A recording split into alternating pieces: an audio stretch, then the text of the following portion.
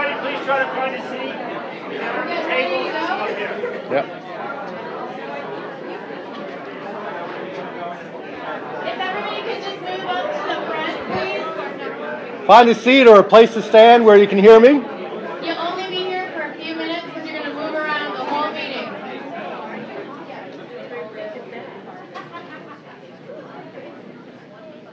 All right. Can everyone hear me?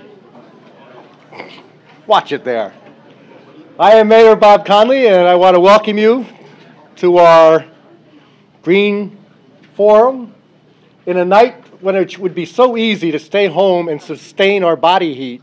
It is so great to see such a great turnout here. We've got a great evening ahead, a lot of work to be done, and I think it will be not only informative, but it will be a learning experience for everyone. And I will also apologize right now. You know, one of the themes of sustainability is use and reuse. Well, I've got to run out of here to reuse myself in my YMCA role, so to run to a meeting there. And I hope to come back here to catch the wrap-up. So if you see me run out, it's not because I'm not interested. It's just I have to do some other things. But this is a brainstorming session, and you will have a lot of time and opportunity, as I said, to share your thoughts. And I think it will be reinforced over and over again. If you haven't done brainstorming, it's free flow of ideas. Nothing is right and nothing is wrong.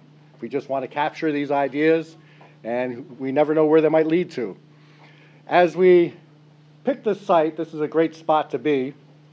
The newly refurbished Student Center for Drew University, yet another LEED certified building for the University in the Woods, a great place to have a green forum.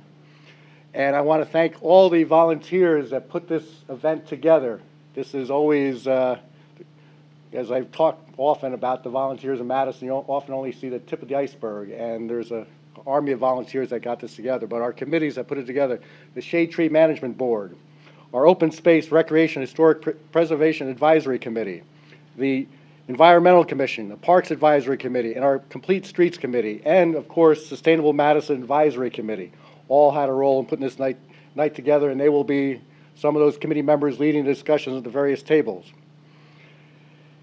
We have in Madison a great quality of life. I think people pick Madison for that reason. A great center of town, a transportation hub. We have a great basis for sustainability. That doesn't mean we can sit back and pat ourselves on the back, and that's why we're here, because we can always do far better.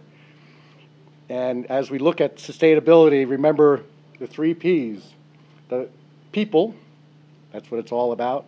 The planet, and Lord knows we have a lot of reminder about how we have to care for our planet, from hurricanes in October, November, to a January that starts off feeling like October and we finish off like we're in Alaska. So we've got to take care of our planet, and that all leads to prosperity if we all work together.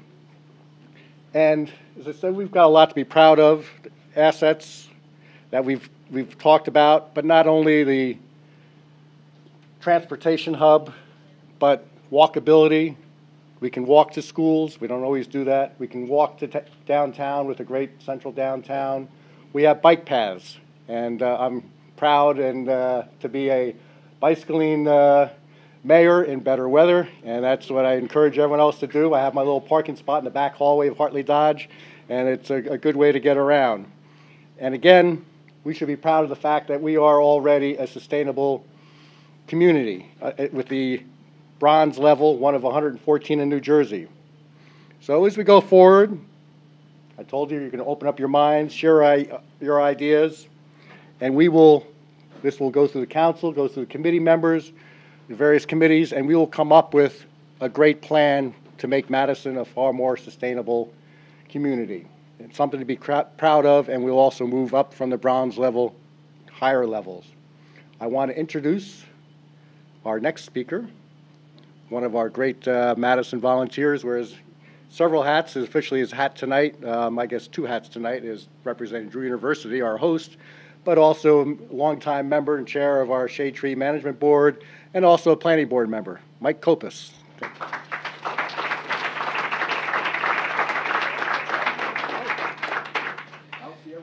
How you doing, everyone? This is great. I love that so many people came. Thank you so much. Welcome to Drew. Drew University. As Mayor Conley mentioned, this is the Enger Center, named after a 1980 alumni who generously donated enough money for us to be able to do this. It is on track to be LEED certified, which we're really excited about. Our other building is McClendon Hall, which is actually LEED silver. That was new construction. It was a little easier. Whenever you're renovating a building, there are many challenges in trying to accomplish all your goals from an environmental standpoint. But we're very proud of the building, and we're really looking forward to realizing its potential, not only as the efficiency as far as energy, but also really as part of our community building, really at Drew University, and really it's really the hub of the university, and something our old building, for those here at Drew, probably lacked a little bit. It was I could say it was pretty much an eyesore on campus. So we turned an eyesore to really a jewel of the campus, and with the help of Madison, we're really proud of it. So welcome. Thank you. We're here tonight to have a community-wide discussion about Madison becoming a greener community. You know, as we mentioned, we've gone a long way as far as Madison and sustainable New Jersey, but we can always look towards different things. This community, which hopefully everybody knows, Drew is a very proud member of this community. You know, a lot of our faculty, our staff, they live here in this community. I live in this community. I volunteer in this community. I can name a dozen other people who volunteer in this community and live in this community. We really love the interaction, and I think every year we've gone great strides in strengthening that connection. And I think this is another example, getting to that point. Through all our efforts tonight, we want to provide a roadmap for Madison and Drew University to become a greener community. You know, and I think with everybody's participation here, we can absolutely get to that point. What is sustainability? I can't tell you how many times I've been asked that question. I can't tell you how many different answers I've given. I think it means different things to different people, but here at Drew, we simply define it as meeting the needs of the present without compromising the needs of future generations. And if anybody ever knows higher education, you know, we deal with the future generation on a daily basis, and that's a lot of good. We accept the bad, and we move forward. So it's really important here that we emphasize that on the campus, and it's really part of the culture here on campus now, and I think everybody is really accepting that culture and really making it part of their experience at Drew, and we're very proud of that. About 5 years ago, we resurrected our sustainability committee on campus. When I say resurrected, I want to say some form or another has been around for probably 20 years. But it was time to resurrect it and see where we can go, and it really started in the planning stages of McClendon Hall, our other LEED certified building. What's great about this committee is it's a cross-section of the Drew community. It's faculty, it's staff, it's students from the College of Liberal Arts, the Theological School, and the Graduate School. And why that's important is because you need that cross-section of people like we have here tonight from the entire community to make things happen. You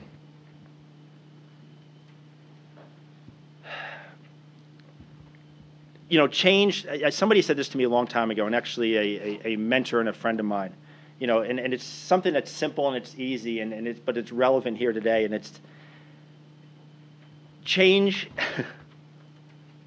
Change takes commitment. I mean, everybody knows that in here. You're not going to change the world without being committed to it. But commitment is better received when all are represented. You know, for you to be committed personally about something and move forward on something is really you're not going to get too far without the help and the understanding of other people around you in your life. And that's what I think we're all here about. We're here to make change, and we're here to commitment to change.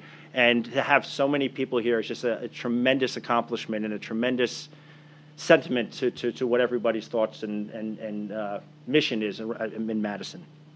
Okay, the committee, we work to promote the culture of environmental awareness. We promote long-range environmental planning and assist the university in carrying out its commitments as signatures of the President's climate commitment.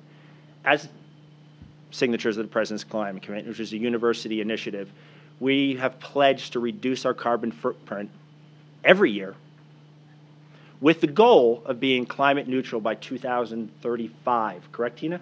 See, I got the year right finally. There's a lot of ways to do that, but since we signed it about 5 years ago probably, we have reduced our carbon footprint every year since then. Some not as much as we thought we were going to, but we are getting there. The committee also aims to formalize campus policies, centralize information about sustainability, and facilitate collaboration between all members of the community. And that's something I touched on a little bit before, of, incorporating the entire community. And the reason why I'm bringing this all up is this is really a good role model, pretty good model for what we're trying to do here tonight.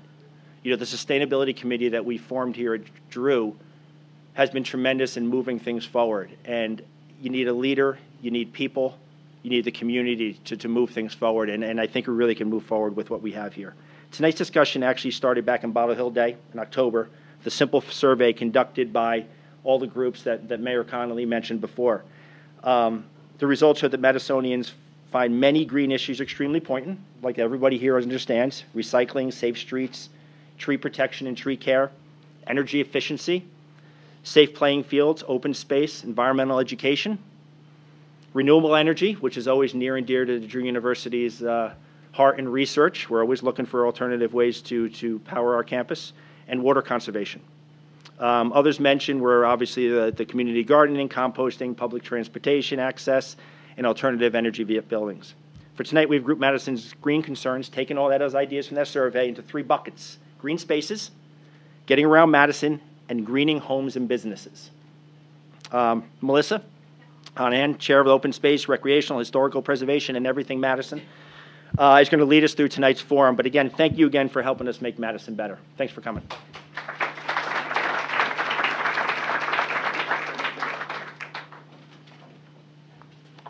It's my computer, and I was hoping nothing horrible would come up on those words. Thank you for being here, and what I want to do is just say thanks. I mean, wow, when we started planning this thing, this room, in our wildest imagination, didn't look this full. So it's great that everyone has taken the time to come and do this. So I want to just set some expectations for the night and then get into the real work of what we all are here for. Tonight's format is meant to engage everyone. So as we move through our discussions, please keep that in mind. Where most of what will be happening is we'll be listening to each other, sharing our brightest, most creative ideas. We're going to have a moderator at each place, so they will be making sure that we record this. We also have this being recorded on tape, which is wonderful. So we'll have that, and we will report all this information back out through the RoseNet. The information that we all share together here is going to inform the Borough Council, the work groups such as Sustainable Madison, Open Space, Shade Tree Management, Parks, and Environmental Commission on their focus, their education opportunities for Madison, and overall strategic planning. So, as Mike said, there are 3 topics: greening your home, and business, getting around Madison, and green spaces. Each person has a colored dot, and that means that's your group. So when we get ready to say go, you'll all split into your dot group. You are not predetermined. It was totally random. So don't feel special if you have a green dot. So the moderators are at the table, and we have subject matter experts. We're so lucky. We live in a great place, and we have great expertise. But they are not there to give every answer. They're there to listen and guide the conversation. So just keep that in mind. And after this, we're going to take some more detailed opportunities and get into the real nitty-gritty. But tonight, it's all big. Each group will meet for 20 minutes, and then you're going to run to the next table. It's going to be really loud. It's going to be really chaotic, but there's going to be a lot of good energy. So that's kind of the idea. Missy Durham is the boss, so when she gets going, you'll know. Yes. The only rule about this is there is a way to be in a space like this, so we have to sort of be in a certain way with each other. We agree to hear what each person has to say as their own legitimate concern and not need them to see it our way or even have to agree with them. We'll operate in a spirit that no one has the right answer, but everyone is part of the answer. And we agree to see disagreement as welcome proof of our diversity. We see that differences are necessary on the way to a more comprehensive view and the possibilities none of us had to start with.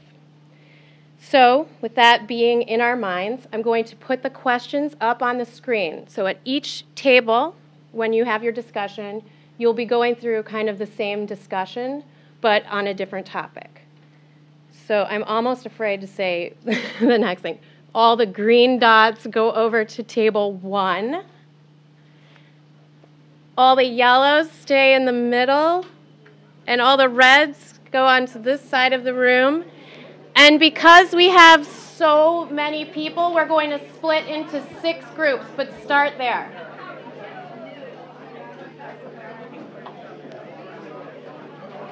Hi. How are you? I'm the chair of the Open Space Committee.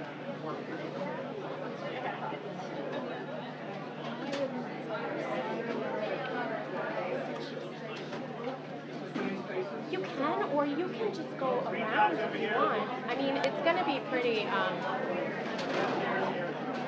going to be kind of chaotic. You can float, or if you're really interested, you can do one thing, you know? Yeah, you could, that way you'd have the whole experience.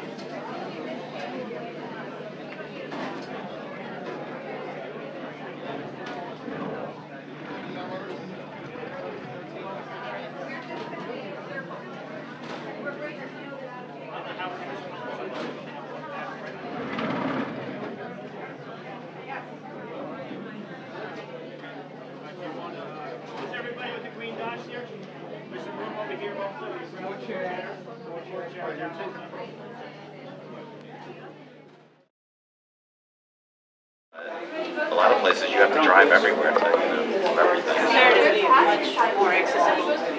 Yes. Yes. That's one of the beautiful things about it. And we're looking at how to reduce the impact on the natural resources through homes and businesses. And some of the areas might be in energy, water, waste, land, food. So, what brings you here? What matters the most to you in this area?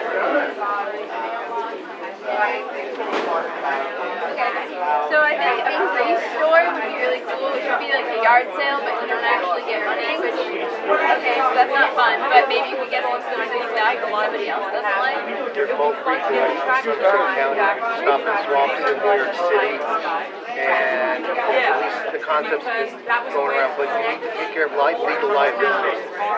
That has prevented the Somerset free for all from continuing. It's also, I'm not sure, but it's also prevented Morris County from having their own event.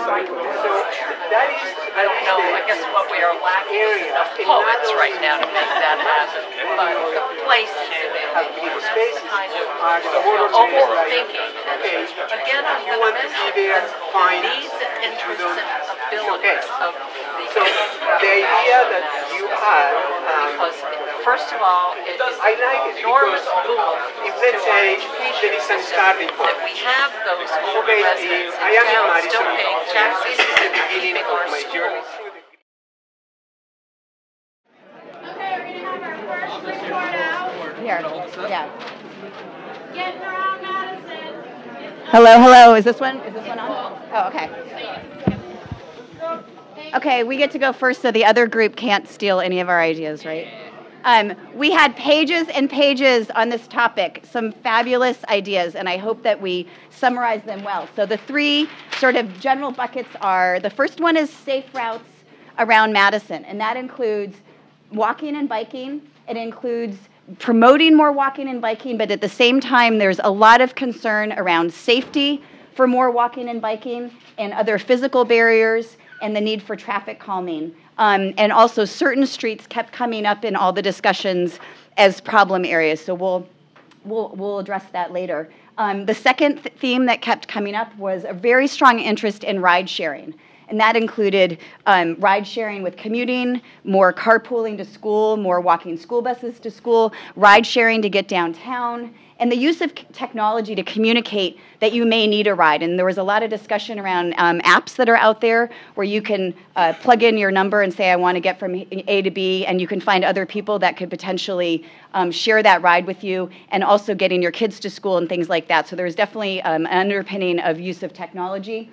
And then the third area, which was some very strong ideas, is really encouraging some more pedestrian zones where there would be no traffic. It's pedestrian friendly, more of like a European plaza idea, and a couple areas that were noted, obviously Waverly downtown and Lincoln Place, where there's already sort of a natural walking going on there. So. Thank you. Okay. Mike and Jean are going to report out on green spaces for everybody.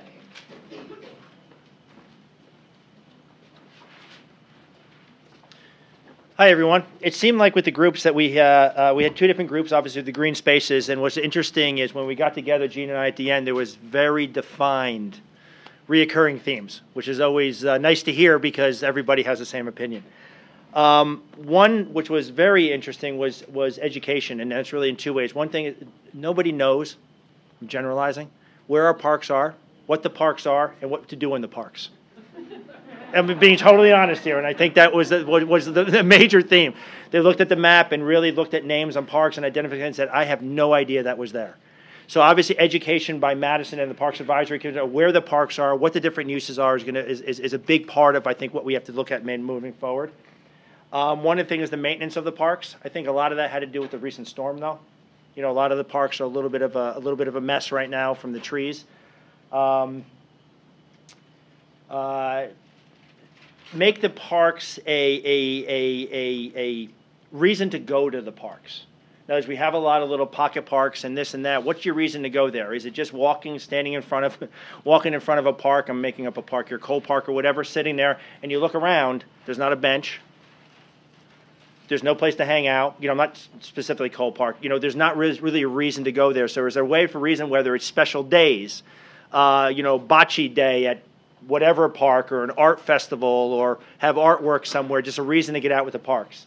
Another major reoccurring theme is the connection of the parks, which is there a way, you look at that map everybody looked at, there's a lot of parks close. Is there a way where we can define safe walks from park to park, identify them, so it's almost like a greenway through Madison. Obviously, it's not all green, but somewhere where everybody you can go for a walk and touch almost every park in Madison. Was an actual theme also. Some other things is the current parks, they don't feel inviting. They want to feel more inviting, identified. Where can I access them? Where can I go?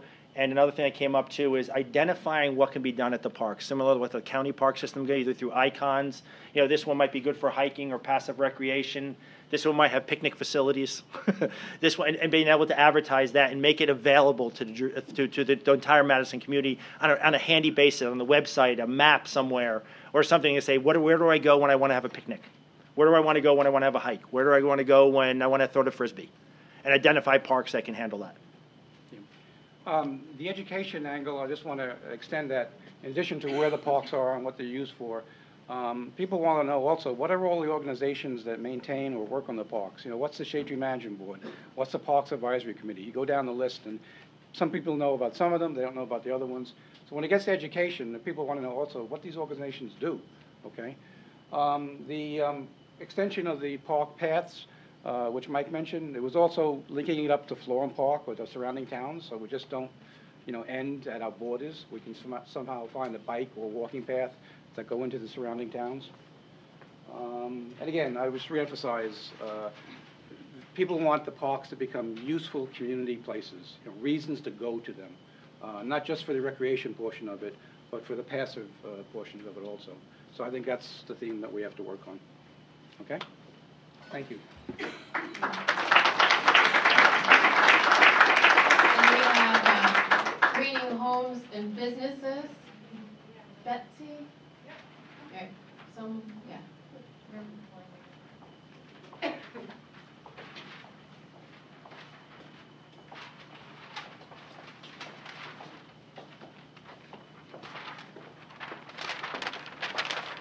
Okay. Okay, well, we had the two groups going, but it was remarkably uniform. The message we got was education, education, education. We want to know more about everything that might affect the green homes and businesses. Water, recycling, energy, food, composting, and we want to have it in the schools also. And there was a lot of interest in having the ability to ask your neighbor who might have gone through some of these renewable energy experiences or energy audits or something like that.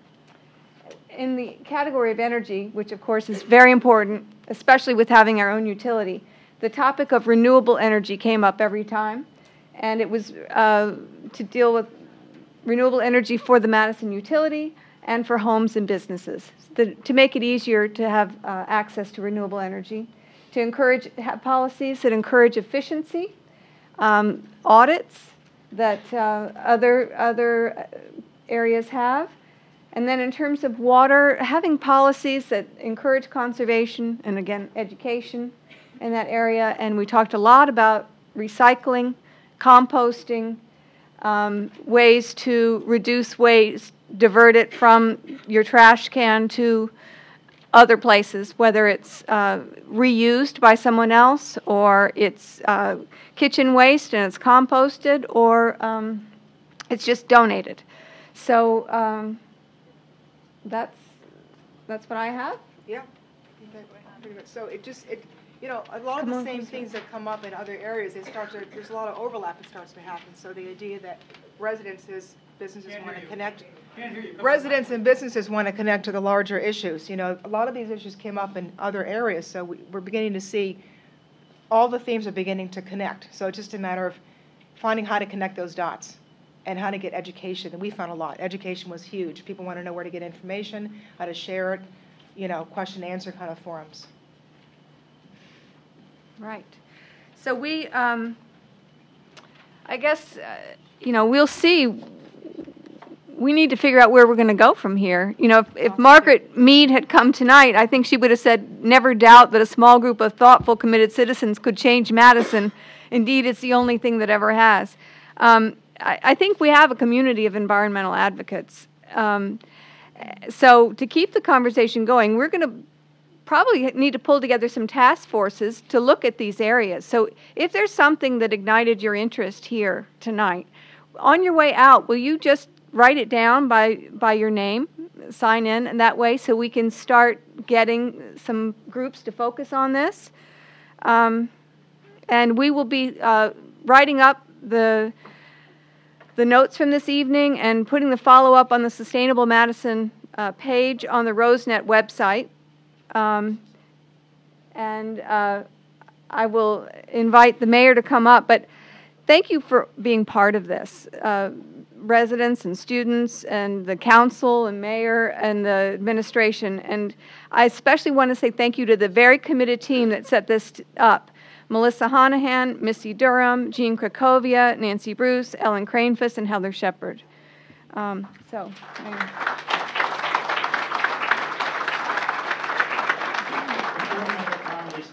want to give everybody a little housekeeping and tell you how to get out of here off campus. They actually closed a couple of the gates. The back Linwald gate and the church gate is closed right now. So just go right after the Lancaster entrance where the traffic light is. So if you're heading down this toward the campus, just kind of keep on making lefts and you'll be able to see it. It's the main entrance of the campus and it's always open. But I just don't want anybody to drive back to Glenwell, see the gates closed, and have everybody come back. Okay? Thank you so much for coming tonight.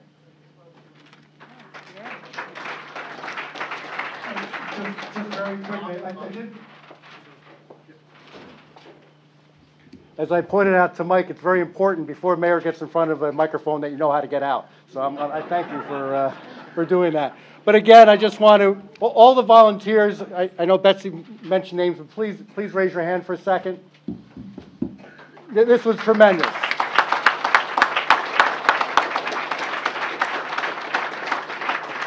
And of course, Betsy, for your leadership, pulling this all together. This was not easy. We had an initial date. We had to go off of that. And here we are, the coldest day of the year, and we have such a great turnout. So thank you for your leadership on that.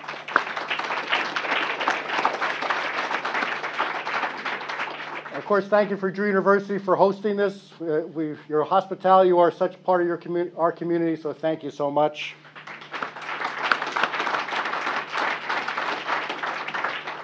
And the last round of applause is for all of you. You did a lot of work tonight, and as Betsy pointed out, there'll be a lot of work to be done. We have you all on film, so we're going to make sure you come back and do some more work. So give yourself a hand for all your work. Thank you so much. And council members, just a quick hello. I don't know if you said that before. I ran out. Thank you for coming. And take care. Be warm.